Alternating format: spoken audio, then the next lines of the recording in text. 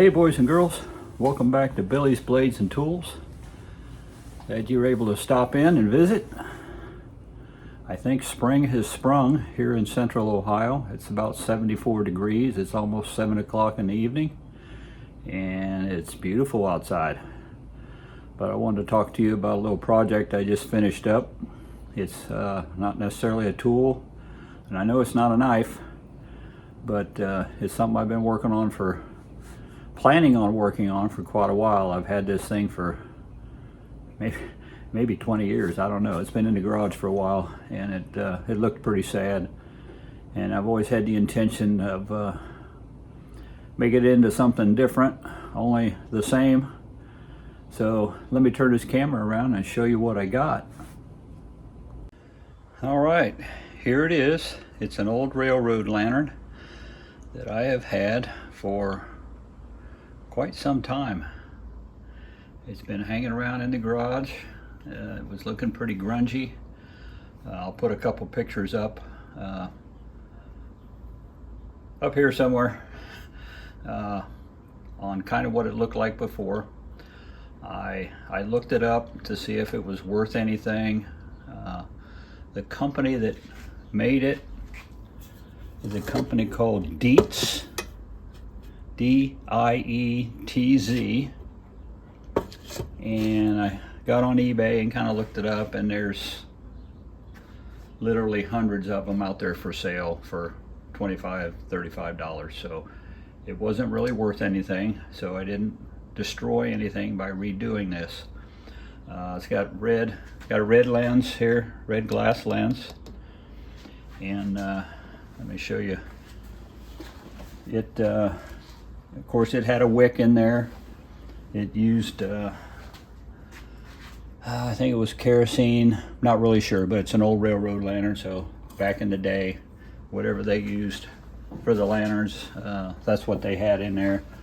Got the little cap here, got the bail to hang it, little lever here for adjusting the wick. But what I've done is I turn it into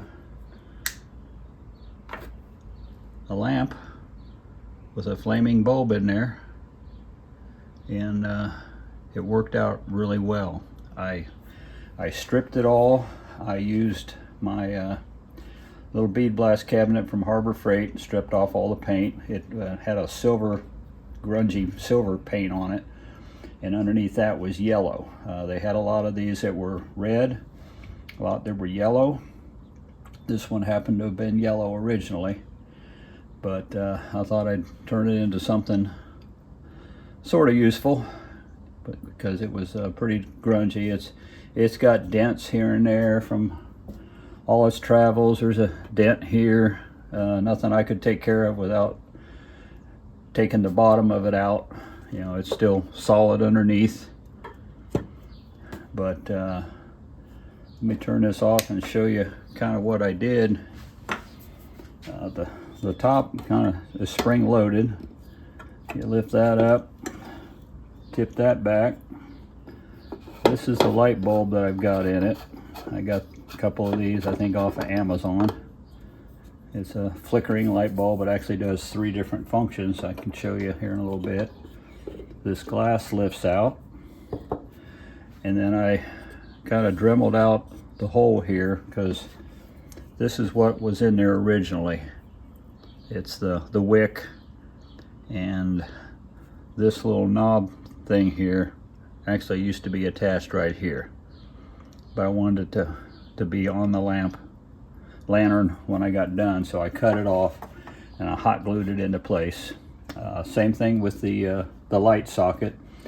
I got the light socket assembly off of Amazon. It came with its cord. Came with the light switch here. Turn it on and off. I did have to disassemble the bottom of it to get the wire out of the socket so I could wire in the cord in the back of the lantern. I had a rubber grommet that I hot glued into place. I drilled a hole through it, run the wire through, run it back out, reattach it to the socket, and then hot glued that into place. Like I said, I cut off the little adjuster knob so it looked realistic once it was all put back together. This is the glass. It's in perfect condition. It had some overspray on it when I first started with it, from whenever they painted the silver color. But put that back in here. Screw the bulb back in, and luckily I had no idea actually how tall the bulb was going to be inside, but luckily, I don't know if you can see it real well, but inside it's opened up in there, and this is spring loaded, so there's plenty of room for the bulb to for me to close the lid, push down a little bit on the spring, and there we go. It, you know, it still has the look of the old lantern. I used some spray paint that I had. Let me get that can.